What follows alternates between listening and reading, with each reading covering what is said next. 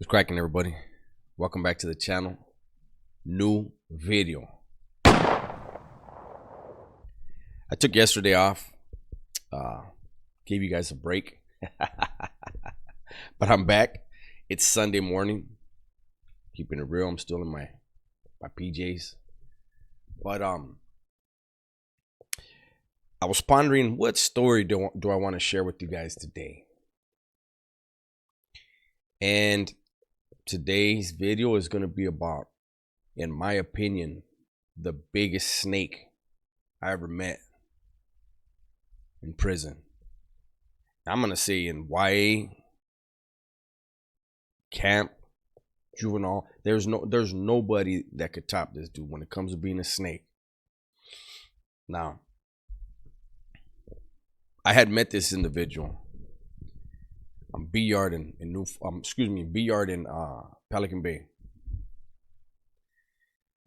He was one of them bottles where you could tell he was bougie.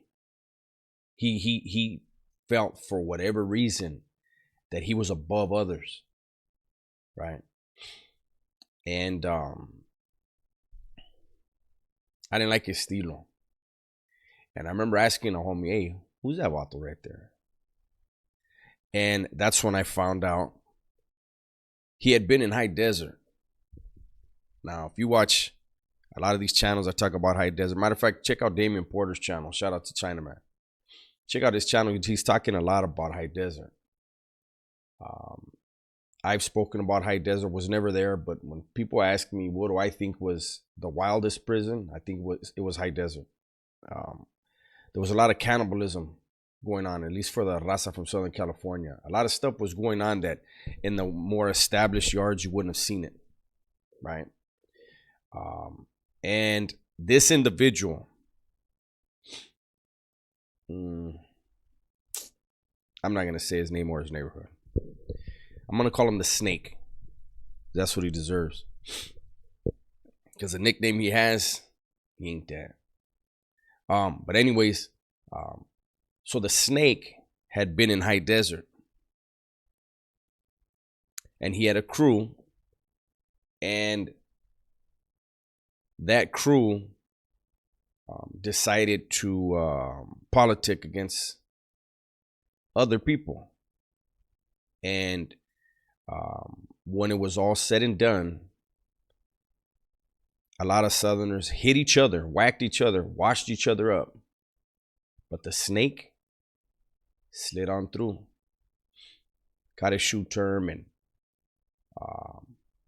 created chaos while he was in that SEG. Slid on through.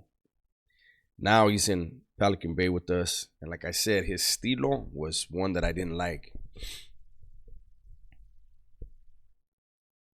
He reminded me of those vatos where, you know, when I first got in the system, I was blessed enough, I was smart enough to seek out older homies that I liked their estilo, that had been around, that had put in work, that had reputations. And I would pick their brains and I would soak up the game. And I was blessed enough to be around people like that were homies. You know, where they would lace you up. If they felt like you were really seeking it out, they would lace you up, and they would lace you up right. The Snake was one of them bottles where he had game, but he was never going to share it with anyone. What he was going to do was embrace people and give them a really bad way to look at homies, and a horrible understanding of politicking, where at the end of the day, their loyalty was going to be to him and nothing else. So in Pelican Bay, leading up to the riot, you know, as I've spoke about and other people have said, there was a leadership in place. Nobody really liked them, but they handled their business. They were very good at making sure whatever needed to be handled was handled immediately. So even though you don't like them personally, you have to respect their work ethic, the job they're doing. Then you had a second crew that came out. They were extremely hardlining. They didn't want to do the let's let the blacks deal with it. They felt like that had already taken too long. And the snake, yeah, he was a part of that crew. He was a part of that crew and pushing hard. He's beating the war drums along with everybody else in his crew. The riot happened. Everybody went to their cells except a few dudes. They put them directly in the shoes so that they can explain to the legends what happened. As bed space became available in Ad Seg, they started moving bottles from their cells to Ad Seg. As soon as that happened, just about every yard, until they were all gone, the snake's whole crew got whacked. Every one of them. People that sided with them were getting whacked. This is a part of the riot I didn't talk about. I have never spoken about really. But I can tell you that because of that riot, a lot of these youngsters, I think I did talk about it once. A lot of youngsters were dumb enough to pick sides. You don't pick sides. How you pick sides when you're part of the same thing, right? But these youngsters saw these guys like the snake and his crew, who actually a lot of people, they didn't like the snake. Nobody did. But his crew, a lot of people liked him. I was one of them. But what's right is right and what's wrong is wrong. They went about it in a way where it was like, could have been handled different. But it got handled the way it did. And unfortunately, a lot of youngsters decided, hey, I'm with them. And so when them started getting whacked in the oil, those that chose to side with them either got whacked or they locked it up, because in their eyes, they were like, holy shit, these dudes are connected and they're getting hit. And they knew they weren't connected yet. They had started their career wrong because of guys that have game like the snake. Yeah, homie, we're going to win. Don't even fuck these vatos. I could just imagine what he was saying. So everybody goes to shoot, does a shoot term, and then gets transferred out to wherever. So I go to New Folsom, and lo and behold, the snake winds up there. And he's no dummy. He saw what was going down. He knew I didn't care for him. I knew he couldn't stand me. And we would talk every day. Hey, what's up, homie? How you doing, eh? You know, you play that game, you play that role.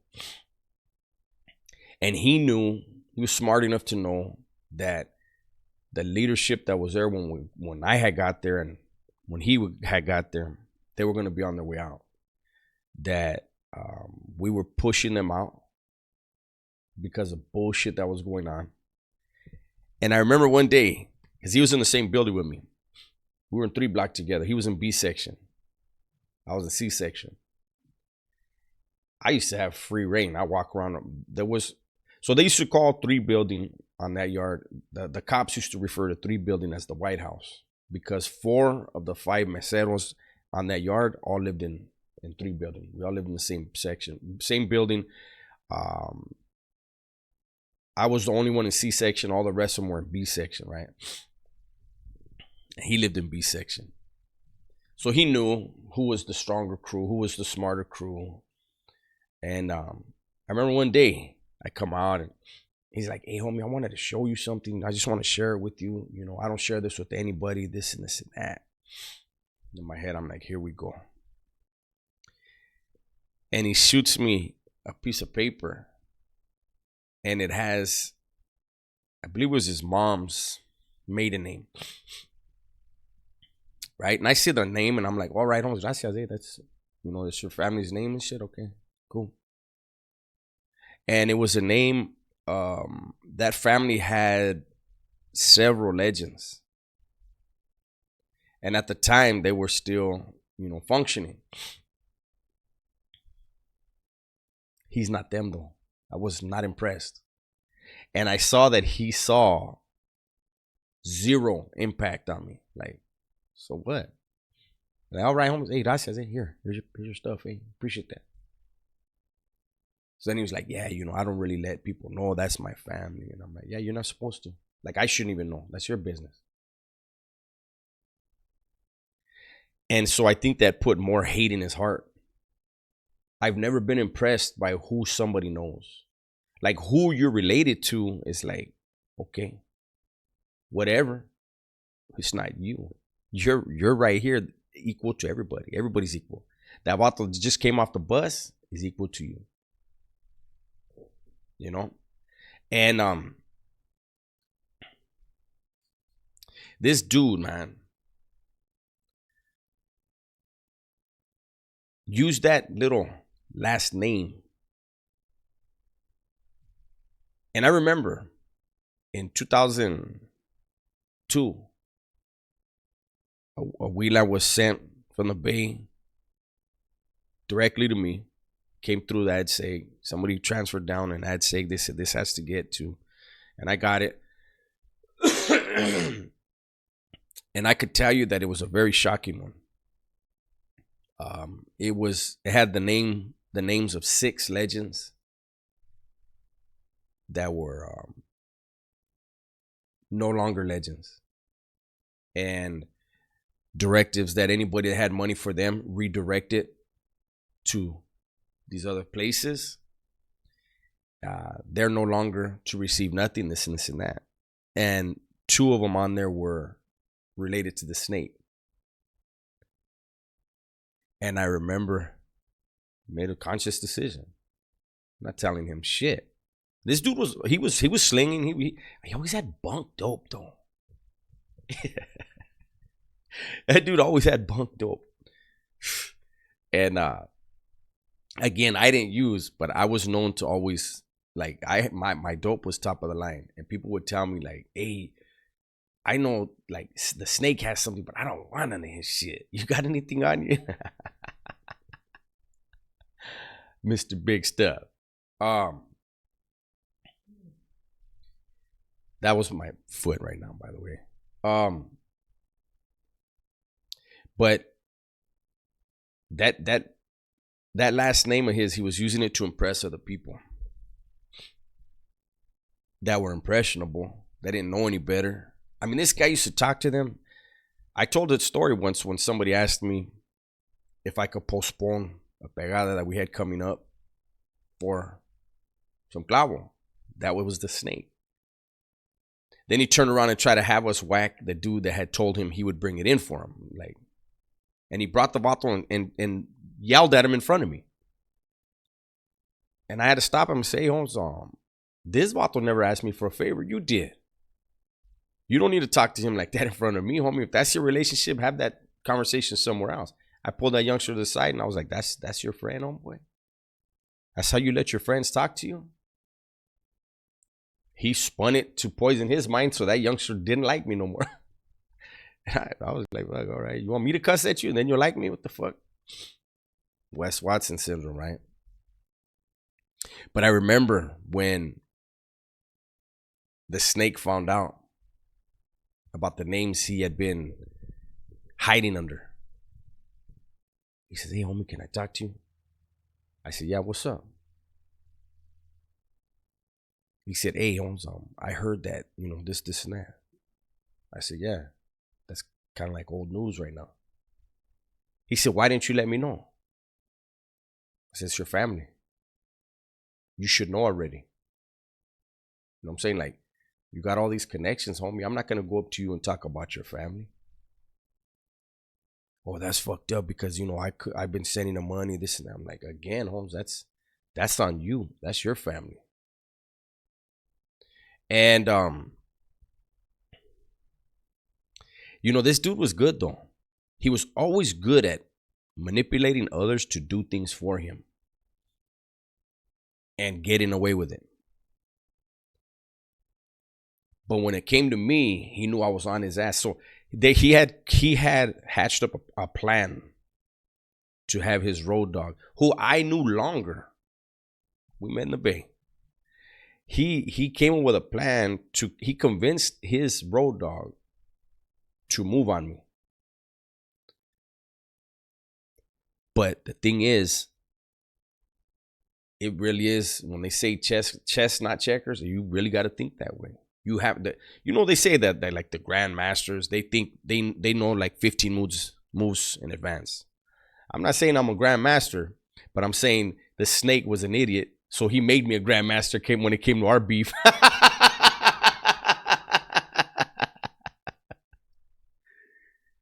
Like, I knew. He came up to me and he talked to me about something. And I said, listen, homie, just do your thing. Don't talk to me about it. Don't talk to nobody about it. Just whatever, and as far, it had to do with some stupid ass shit, right?